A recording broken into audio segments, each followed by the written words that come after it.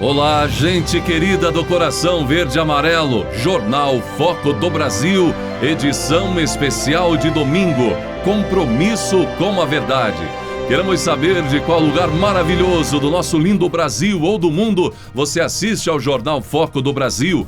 Participe do chat ao vivo, é sempre muito bom saber sua opinião. E veja se o sino de notificações está ativado para receber nossas atualizações diárias. E vamos agora às notícias que foram destaque durante a semana. O presidente Jair Bolsonaro participou da cerimônia que marcou o Dia da Aviação de Caça, no Rio de Janeiro. Na ocasião, o presidente Bolsonaro também fez o batismo operacional de 2 caças F-39 Gripen, aeronaves recém-chegadas ao Brasil, que foram incorporadas à Força Aérea Brasileira.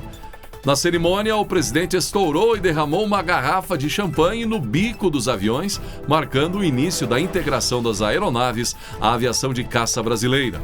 Houve ainda exibições de voo de formação com aeronaves e durante a solenidade ocorreu a imposição da medalha Mérito Operacional Brigadeiro Nero Moura, que foi entregue a militares do Comando da Aeronáutica que exerceram ou exercem o cargo de comandante de unidade aérea e aos veteranos do 1º Grupo de Aviação de Caça.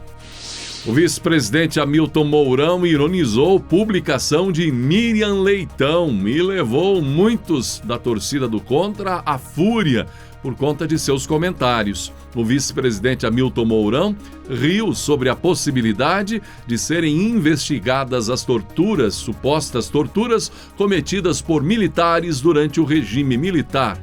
Mourão foi questionado sobre áudios que falavam dessas tais torturas, divulgados pela jornalista Miriam Leitão em sua coluna no jornal O Globo. Mostram ali sessões do Superior Tribunal Militar, STM, na época do governo militar. Nas sessões, os militares falam sobre as torturas. Gozado que é algo parecido com o que a gente vê neste momento no Brasil, não é? Em áreas aí também dessa supremacia, não é? Muita gente sabe do que estamos falando. Ali na entrada do Palácio do Planalto, os jornalistas perguntaram ao Mourão se ele achava que a revelação dos áudios pode motivar uma investigação. E Mourão riu. Apurar o quê? Os caras já morreram, tudo, pô! E deu risada. Vai trazer os caras do túmulo de volta? Afirmou Mourão, que é general da reserva do Exército. História, isso já passou, né? A mesma coisa que a gente voltar para a ditadura do Getúlio. São assuntos já escritos em livros, debatidos intensamente. Passado faz parte da história do país, disse Mourão. Ele argumentou que houve excessos de parte a parte durante o período da ditadura, se referindo à repressão do Estado e aos movimentos de esquerda. E, claro, colunistas de alguns veículos de comunicação detonaram o vice-presidente Mourão, mas grande parte dos brasileiros apoiando a declaração do vice-presidente. No ano de 2021, o governo federal, por meio do Ministério da Saúde, investiu 1,1 bilhão de reais para o tratamento de hemofilia no Brasil. A data de 17 de abril foi o Dia Internacional da Hemofilia.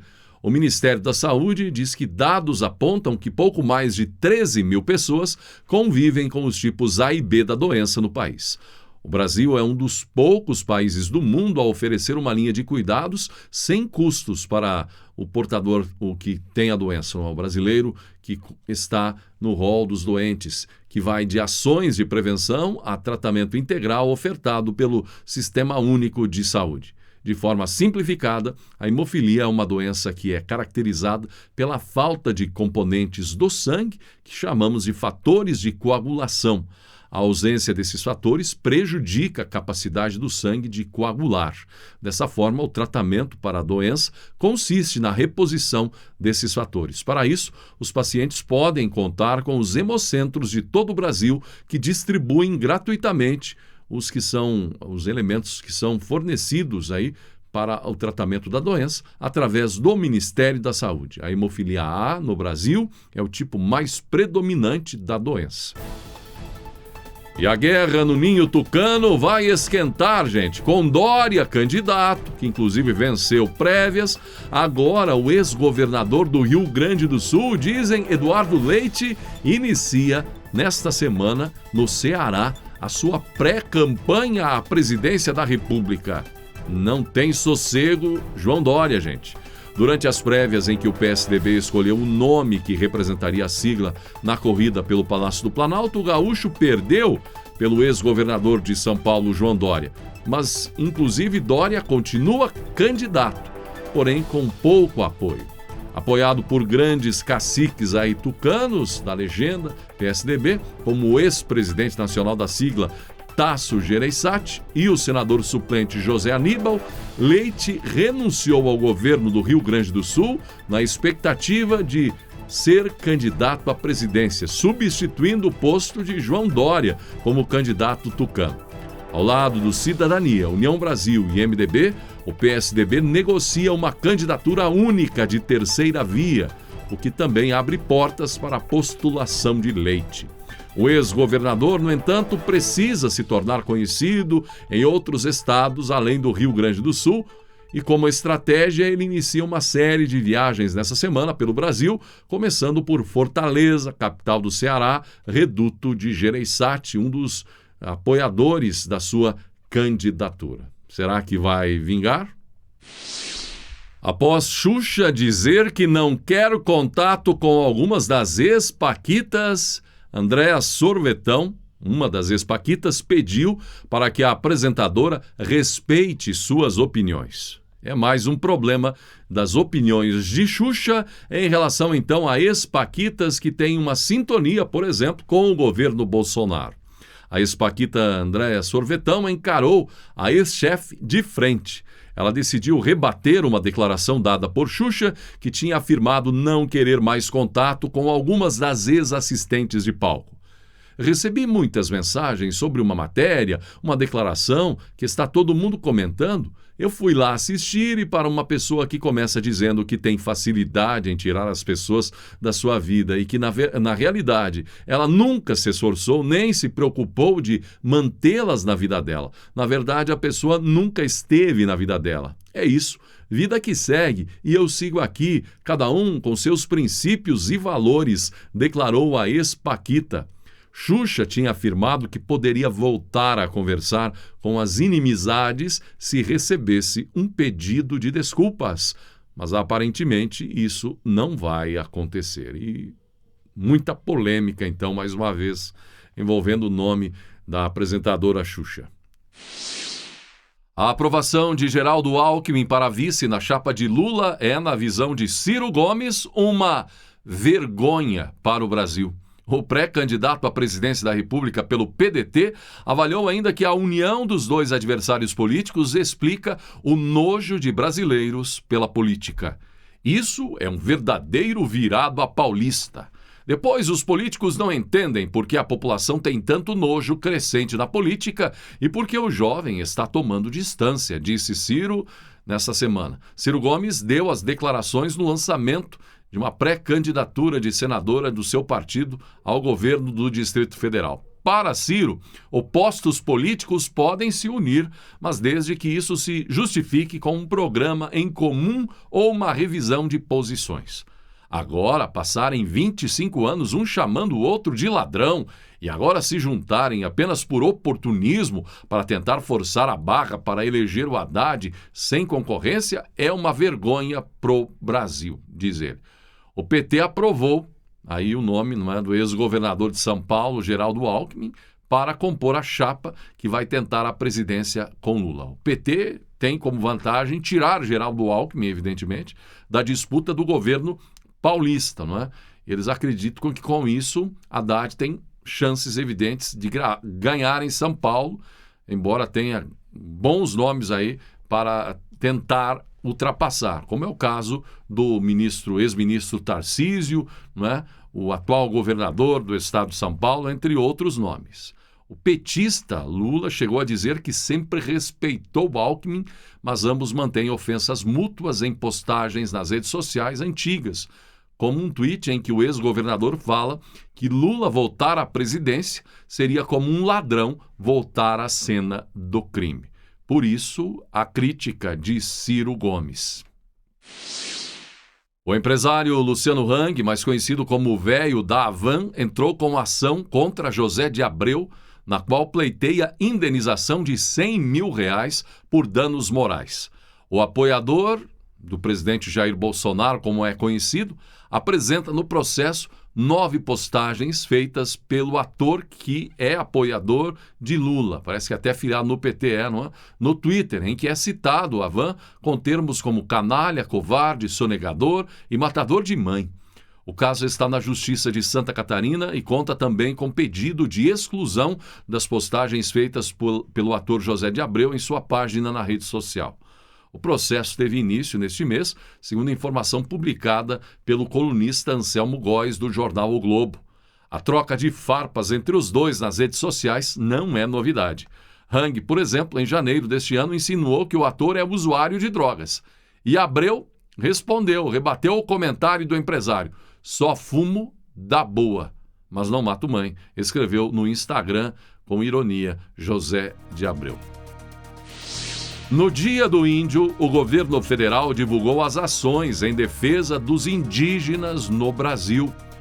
A oposição, evidentemente, ao governo tem muitas críticas em relação a isso, não é?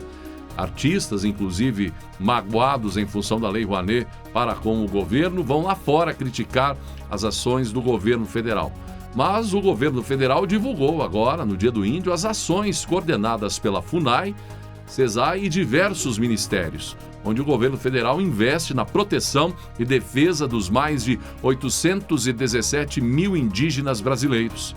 Ações para garantir autonomia, liberdade, segurança alimentar, saúde, segurança e etnodesenvolvimento, que são prioridades. Entre as ações federais mais recentes, se destacam R$72 milhões para ações de fiscalização de terras indígenas, 42,5 milhões para regularização fundiária, cerca de R$40 milhões para projetos de etnodesenvolvimento nas aldeias, 12 milhões de atendimentos em 2021, 1,6 bilhão de reais destinados para a saúde indígena em 2021, 102 milhões de reais para o combate à Covid-19, 90 milhões em ações preventivas durante a crise sanitária, mais de 1,2 milhão de cestas básicas entregues a indígenas. São algumas das ações destacadas pelo governo federal. A notícia de que a taxa extra aplicada às contas de luz ficará na cor verde até o fim do ano, pelo menos, sem cobrança adicional para os consumidores, favorecerá muito os pequenos negócios, disse a analista do Serviço de Apoio às Micro e Pequenas Empresas do Estado do Rio de Janeiro, Sebrae Rio, Aline Barreto. Segundo ela, os pequenos negócios foram muito afetados pela pandemia de Covid-19. Com o aumento da energia elétrica, os empreendedores precisaram avaliar se valia a pena repassar o aumento para o consumidor. Essa medida trará alívio para quem empreende, afirmou a analista do Sebrae.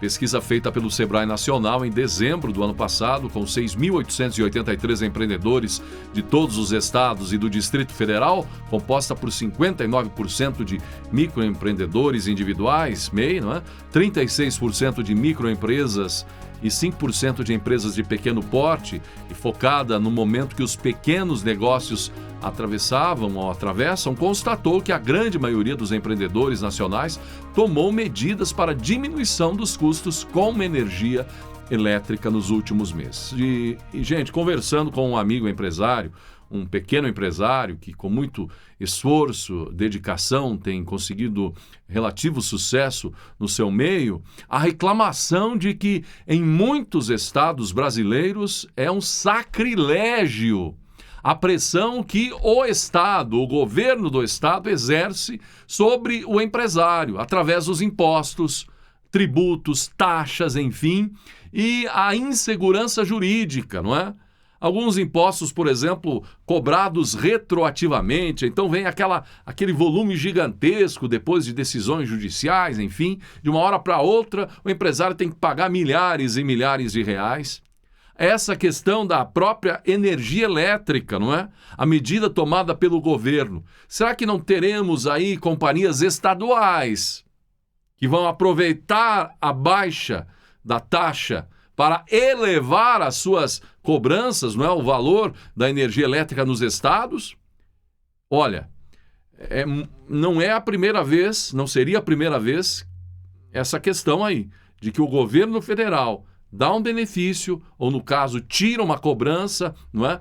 Devido à necessidade da escassez hídrica, e dá condições para, por exemplo, a energia elétrica ter o preço reduzido e, de repente, atravessadores entre o Estado Maior, a União e o cidadão brasileiro final, o consumidor, atravessam aí pelo meio, não é? E sobe taxa, sobe isso, sobe aquilo, e a vantagem vira em zero. Então vamos ficar de olho e cobrar, não é? Dos nossos representantes lá no estado de cada um, sobretudo na questão de tributos, é época agora de eleição, então é a hora de colocar essa gente na parede. Não é? É muita fome nos estados, tem a polêmica do ICMS e de nada adianta o governo federal baixar, reduzir impostos, corta aqui, corta ali, tentar reduzir o custo do Brasil, se não acontece o mesmo em estados e até nos municípios. Estamos de olho. O Brasil é contrário às sanções econômicas decorrentes da guerra entre Rússia e Ucrânia, disse o ministro da Economia Paulo Guedes. Em viagem aos Estados Unidos, o ministro pediu a permanência da Rússia no Fundo Monetário Internacional, mas afirmou que o governo brasileiro condena a invasão da Ucrânia do ponto de vista geopolítico. Segundo Guedes, a Constituição brasileira só permite que o país apoie sanções aprovadas pela Organização das Nações Unidas, ONU, o que não ocorreu no atual conflito, em que as sanções foram decididas pelos Estados Unidos, pela União Europeia e por outros países desenvolvidos. Guedes declarou que o Brasil é a favor da construção de pontes de diálogo com a Rússia para negociar o fim do conflito. A declaração está em linha com a afirmação do chanceler Carlos França, que defendeu a permanência da Rússia no G20, grupo das 20 maiores economias do planeta. Na avaliação do ministro Guedes, que fica nos Estados Unidos durante toda a semana, participando de reuniões do FMI, do Banco Mundial e do G20, uma eventual expulsão da Rússia do FMI poderia agravar o conflito. Segundo Guedes, as regras atuais do Fundo Monetário não permitem a expulsão de nenhum membro e tal iniciativa estimularia uma guerra econômica ainda maior. Guedes, no entanto, disse que o Brasil não apoia a invasão da Ucrânia. De um ponto de vista geopolítico, o Brasil condena a invasão. Somos o único país do BRICS, grupo composto por Brasil, Rússia, Índia, China e África do Sul, que condena a invasão, declarou Guedes. E o ministro, lembrou que o Brasil votou 3 vezes na ONU contra a ocupação da Ucrânia. Guedes reuniu-se ainda com representantes de empresas norte-americanas. E no encontro realizado na sede do Conselho Empresarial Brasil-Estados Unidos, o ministro apresentou estatísticas atualizadas sobre a economia brasileira e mencionou a recuperação do Produto Interno Bruto, PIB, a soma das riquezas produzidas no ano passado. Guedes também falou sobre a agenda de reformas estruturais da equipe econômica e sobre o cronograma de concessões e de privatizações. O ministro reuniu-se com a ministra de Finanças da Indonésia. Segundo o Ministério da Economia, o Brasil negocia acordos de livre comércio com a Indonésia e o Vietnã, que podem ter impacto de 25,7 bilhões de reais no Produto Interno Bruto brasileiro até 2040. O ex-ministro da Justiça e agora ex-presidenciável Sérgio Moro declarou em entrevista à CNN que pode não concorrer a nada nas eleições 2022. Me coloquei numa situação de desprendimento para a União Nacional para vencer extremos. Não está descartada nenhuma situação. Posso, inclusive, não concorrer a nada. Não vivo da política, estava fora do Brasil e voltei para ajudar na construção de algo que possa vencer extremos políticos, disse o ex-juiz. Embora seu novo partido tenha apresentado outro candidato, Moro rejeitou a ideia de que tenha desistido oficialmente da candidatura, dizendo que seu objetivo principal é de gerar condições necessárias para vencer a polarização. Aí então, Moro, de candidato a presidente a candidato a coisa nenhuma. Que coisa, hein? José Luiz da Atena, agora pré-candidato ao Senado pelo PSC, gente, diz que faz questão que Sérgio Moro seja candidato e dispute o mesmo cargo que ele por São Paulo, para ele perder nas urnas.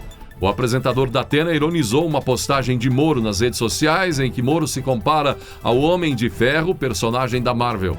Segundo da Atena, o ex-juiz é um vilão. Moro, para mim, não é o Batman, ele é o Coringa. Ele desarmou a Lava Jato quando fez um julgamento viciado de Lula.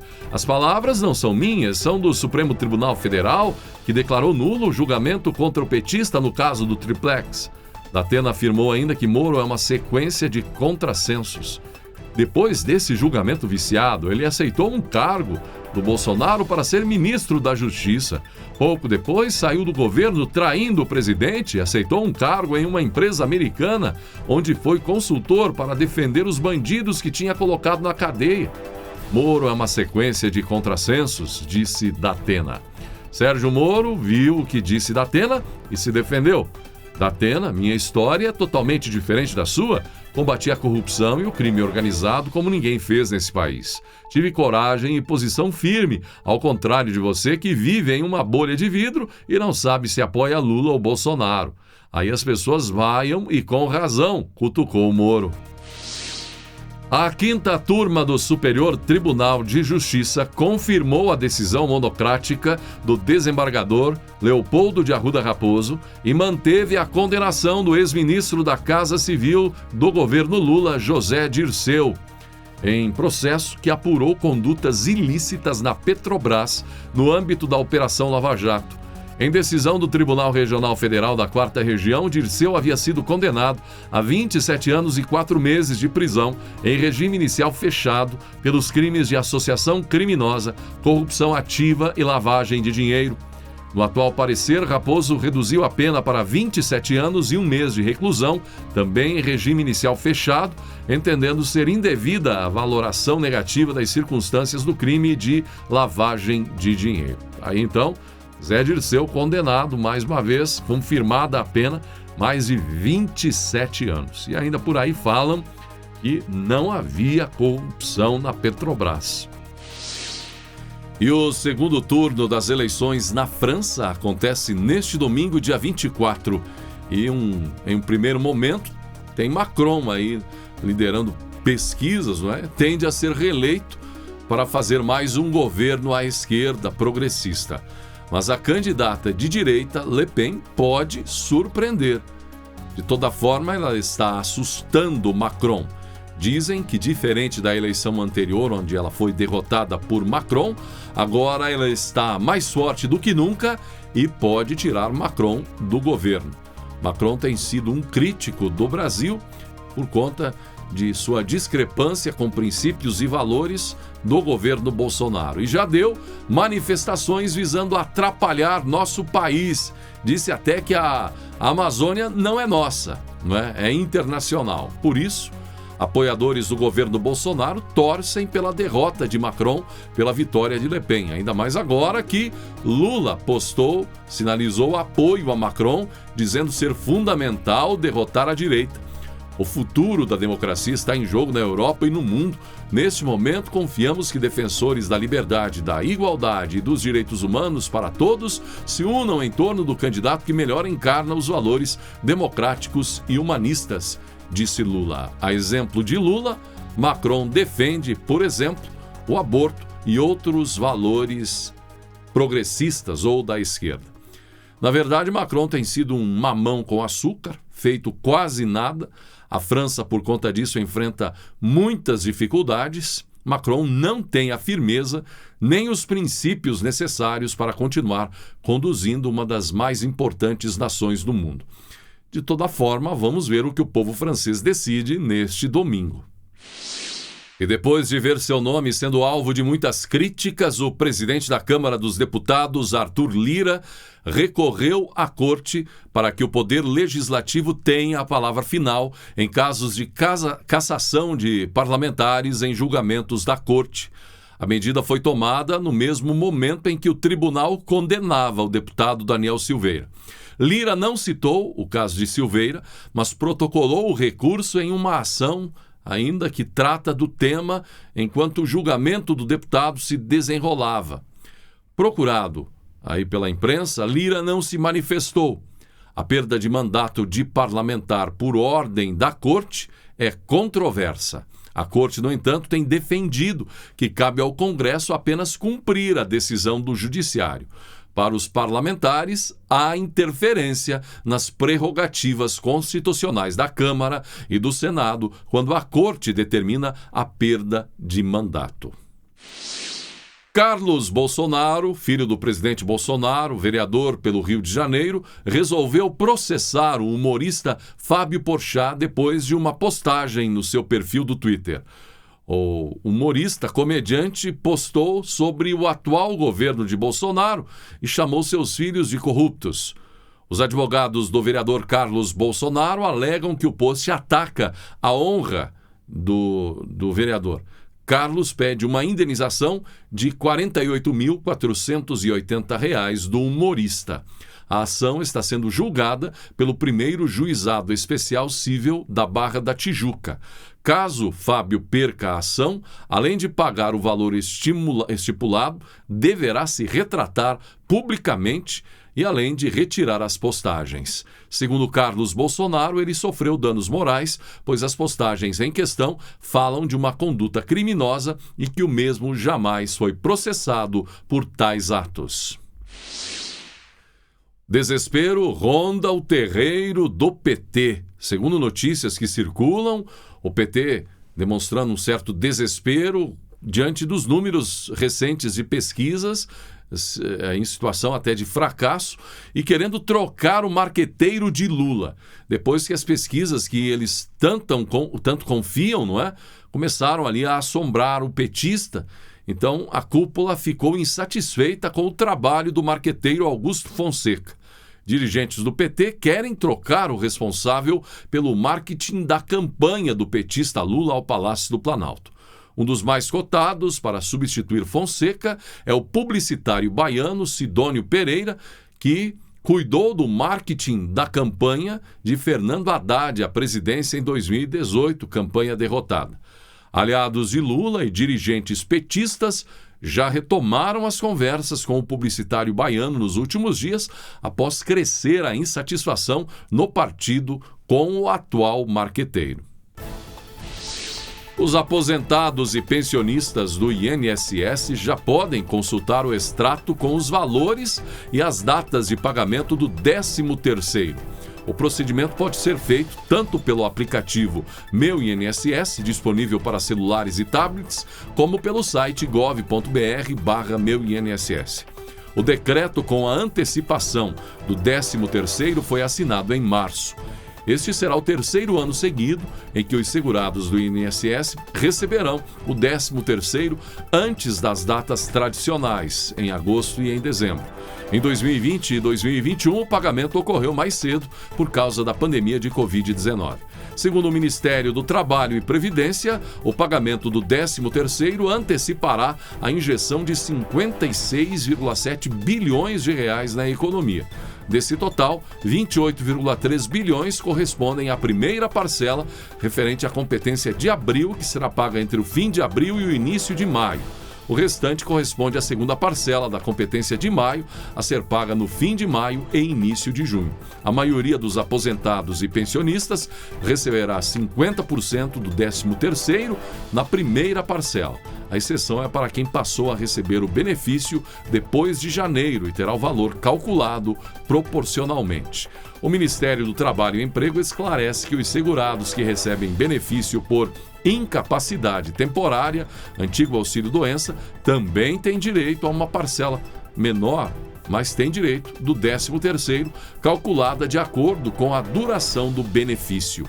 Por lei, os segurados que recebem benefícios assistenciais, como o Auxílio Brasil, não têm direito a 13º salário. A imagem do encontro entre o ex-governador do Rio Grande do Sul, Eduardo Leite, e o deputado federal e presidente do Solidariedade, Paulinho da Força, teve grande repercussão nas redes sociais, mas não pelos elogios trocados entre eles. Na verdade, nem mesmo pela foto que foi publicada no perfil do tucano.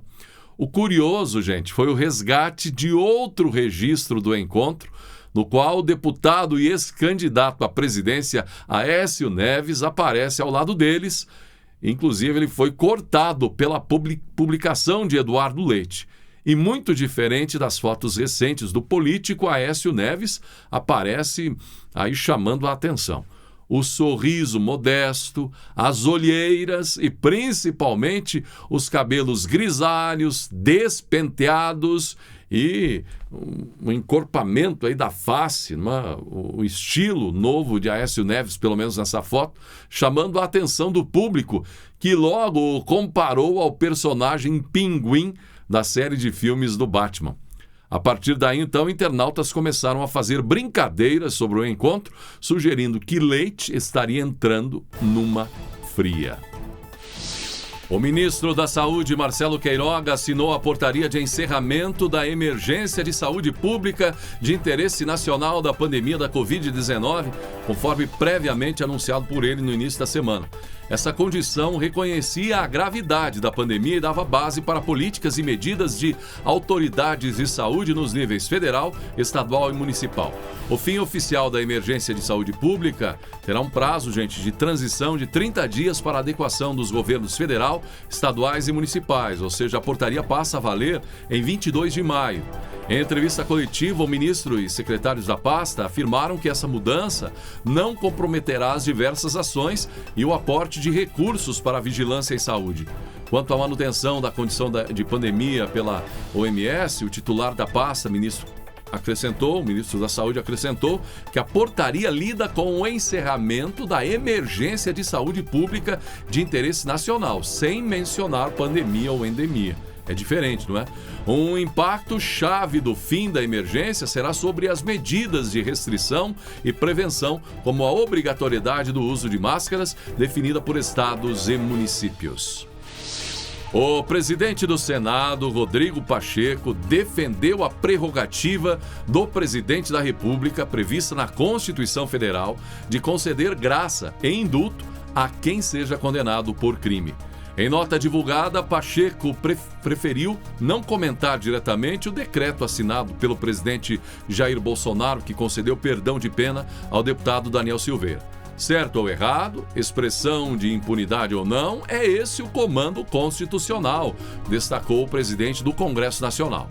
Antecipando a manifestação de vários deputados e senadores da oposição, Renan Calheiros e companhia, não é? Sobretudo do PT e partidos opositores a Bolsonaro, que têm prometeram e recorreram sobre a decisão do presidente. O presidente do Senado afirmou que o parlamento não tem poderes para sustar o decreto presidencial. Não é possível ao parlamento sustar o decreto presidencial, o que se admite apenas em relação a atos normativos, não é? E então, Pacheco colocando um ponto final na discussão. O Congresso Nacional diz que está acabado. Agora, o PT não pensa assim, já entrando com pedidos na corte, não é? E o Ciro Gomes e o seu PDT até com pedido de impeachment do próprio presidente Bolsonaro. Eles querem Silveira na cadeia e ainda querem tirar Bolsonaro. O mesmo empenho não foi visto, não é? Como sabemos, com a ninhada de corruptos em governos passados, invadindo os cofres públicos das estatais, do governo, em propina, em desvios, em corrupção pura, não é? Isso sim, não é? Levando o povo brasileiro ao sacrifício com os bilhões roubados. E aí temos ninguém praticamente cumprindo pena, não é? Processos cancelados, condenações canceladas. Isso tranquilo, de boa, né? Enfim, injustiça plena. A ministra da Corte, Rosa Weber, foi sorteada para ser relatora da ação que pede a anulação do perdão de pena concedido pelo presidente Jair Bolsonaro ao deputado Daniel Silveira. O pedido foi protocolado já na Corte pelo partido Rede e Sustentabilidade. O partido pede que seja concedida liminar com a suspensão do decreto do presidente e posterior análise do caso pelo plenário do Supremo. Gente, tem tudo para dar muito pano para manga. Vamos ver o que representa a Constituição brasileira, a cúpula da justiça deste país, afinal de contas. E assim chegamos ao final de mais uma edição do Jornal Foco do Brasil. Gratidão pela sua atenção e que Deus abençoe a você e a sua família.